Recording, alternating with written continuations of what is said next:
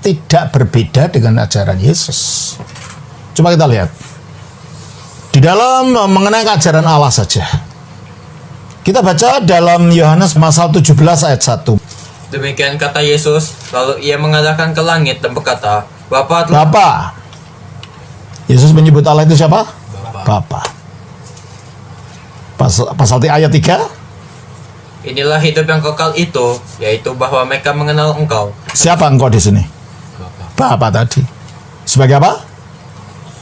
Satu-satunya Allah yang benar. Jadi menurut Yesus satu-satunya Allah yang benar itu siapa? Bukan Allah Subhanahu wa taala. Sebab dalam Al-Quran Allah Subhanahu wa ta'ala tidak disebut Bapa karena Yesus tidak disebut anaknya. Padahal Yesus menyatakan dirinya sebagai anak Bapa. Coba kita baca dalam Yohanes 17 ayat 1 tadi. Demikian kata Yesus, lalu ia mengarahkan ke langit dan berkata, Bapa, telah tiba saatnya, pemuliakanlah anakmu. Jelas ini bukan Allahnya, Tuhannya orang Islam. Karena dalam Islam, Allah bukan bapaknya Yesus, Yesus bukan anaknya Allah. Dan satu-satunya Allah yang benar menurut Yesus adalah Bapa tadi. Dan Paulus pun mengajar yang sama. Kita baca 1 Korintus 8 ayat 6. Namun bagi kita hanya ada satu Allah saja, yaitu Bapa. Siapa Allah saja? Satu Allah itu? Bapa. Sama dengan ajaran Yesus enggak? Berbeda dengan Islam kan? Dalam Islam kan Allah tidak disebut Bapa. Berarti yang mengikuti Yesus mana? Ya Paulus.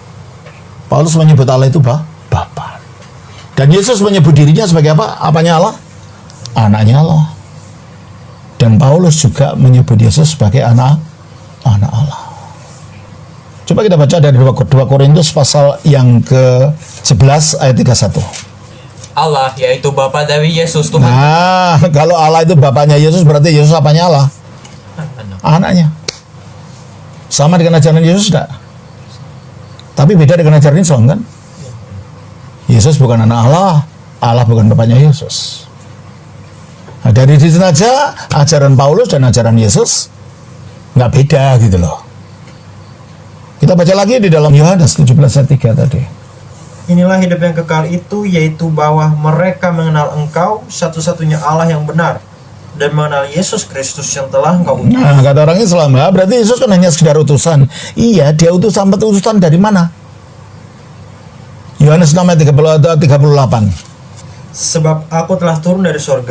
Aku telah turun dari surga. Terus? Bukan untuk melakukan kehendakku, tetapi untuk melakukan Dia yang telah mengutus aku. Siapa yang mengutus dia? Dari mana? Dari surga ke bumi. Berarti dia bukan utusan dalam pengertian yang dimaksud oleh Islam seperti Muhammad itu rasul gitu, bukan. Menurut Alkitab, Yesus itu diutus dari surga ke bumi, utusan dari Bapa ke bumi. Nah, hal yang sama dikatakan oleh Paulus. Coba kita baca Galatia 4 ayat 4. Tetapi setelah genap waktunya, maka Allah mengutus anaknya. Allah mengutus anaknya, terus? Yang lahir dari seorang perempuan. Sebentar, stop. Mana yang lebih dulu, pengutusannya atau lahirnya? Pengutusan. Berarti kalau belum lahir sudah bisa diutus, berarti dia sudah ada sebelum lahir belum? Sudah. Di mana dia sudah ada? Di surga tadi, diutus ke bumi. Jadi ajaran Paulus tidak beda dengan ajaran Yesus. Ya. Jadi kalau begitu, Paulus mengakui asal surgawi dari Yesus. Di mana ada nabi asalnya dari surga itu di mana? Paulus mengatakan dia dari surga, Yesus sendiri mengatakan dia dari surga, dan dia sudah ada sebelum dunia dijadikan. Coba kita baca dalam Yohanes pasal 17 ayat 5. Oleh sebab itu, ya Bapa, permuliakanlah aku padamu sendiri dengan kemuliaan yang kumiliki di hadiratmu sebelum dunia. Nah, jadi sebelum dunia ada, dia di mana? Di hadirat Allah. Berarti dia sudah ada sebelum dunia ada. Sudah berwujud manusia belum kalau begitu? Ya belum. Jadi kalau gitu dia mendahului adanya dunia. Dan Paulus mengatakan hal yang sama. Kolose 1 ayat 17. Dia ada terlebih dahulu dari dari segala sesuatu. Segala sesuatu ini apa? Ya ciptaan. Jadi dia mendahului ciptaan. Kenapa? Karena dia adalah firman-Nya Allah yang melaluinya Allah menciptakan dunia. Coba kita baca dalam Yohanes 1 ayat 1 dan 3. Pada mulanya adalah firman. Firman itu bersama-sama dengan Allah, dan firman itu adalah Allah. Ya. Karena dia satu dengan Allah, dia memiliki kodrat Allah. Dan Yesus sendiri mengatakan aku dan Bapa satu. Sebagai apa?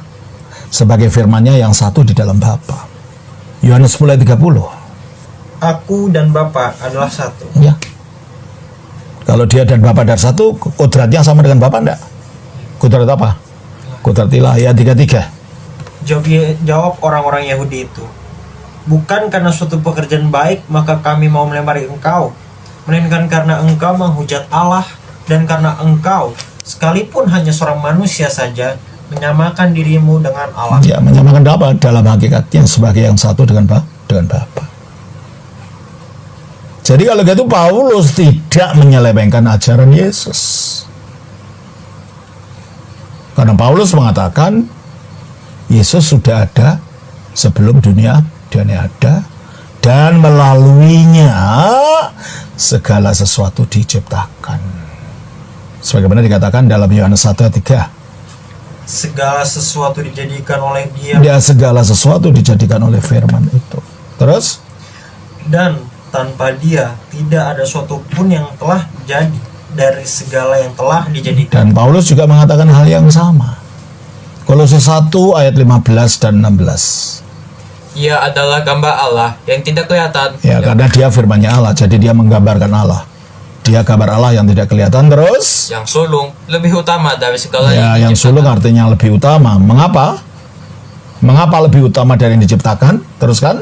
Karena di dalam Dialah telah diciptakan segala sesuatu. Nah, karena di dalam Dia atau melalui Dialah telah diciptakan segala sesuatu.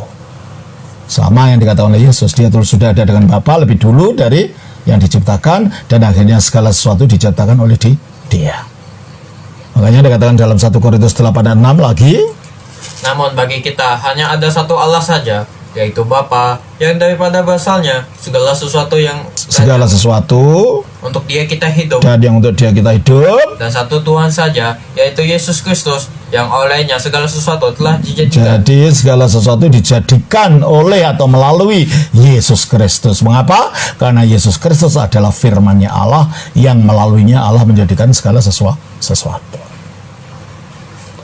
Jadi ketika kalau gitu Paulus tidak bertentangan dengan Yesus. Yesus adalah firman-Nya Allah atau gambarnya Allah yang satu dengan Allah. Dan di dalam Allah yang satu itu di samping ada firman-Nya ada juga rohnya. Coba kita baca dari 1 Korintus 2 ayat 11. Siapa gerangan di antara manusia yang tahu apa yang terdapat di dalam diri manusia selain roh manusia sendiri yang ada di dalam dia? Ya, jadi rohnya manusia dari mana manusia? Di dalamnya manusia. Terus? Demikian pula lah tidak ada orang yang tahu apa yang terdapat di dalam diri Allah selain roh Allah. Nah, jadi kalau itu rohnya Allah di mana? Di dalamnya Allah. Bagi di dalam Allah yang esa yang Bapa itu di samping ada firman-Nya, ada rohnya, dan Yesus pun mengatakan hal yang sama. Roh inilah yang disebut Roh Kudus itu. Kita baca dari Yohanes pasal 15 ayat 26. Jikalau penghibur yang akan kuutus dari Bapa datang, yaitu roh kebenaran yang keluar dari Bapa. Nah, roh kebenaran keluar dari mana? Berarti aslinya di mana? Di dalam Bapa. Sama kan? Jadi di dalam Allah yang esa itu ada firman-Nya, ada rohnya. Itulah ajaran Yesus, itulah ajaran Paulus. Paulus tidak mengubah apa-apa dari ajaran Yesus. Selanjutnya mengenai penyaliban, katanya Pauluslah yang mengajarkan Yesus disalibkan. Padahal Yesus tidak disalibkan. Kalau Yesus disalibkan, kalau yang tidak disalibkan Isanya Al-Quran yang ditolak, bukan Yesus. Isa kan bukan Yesus.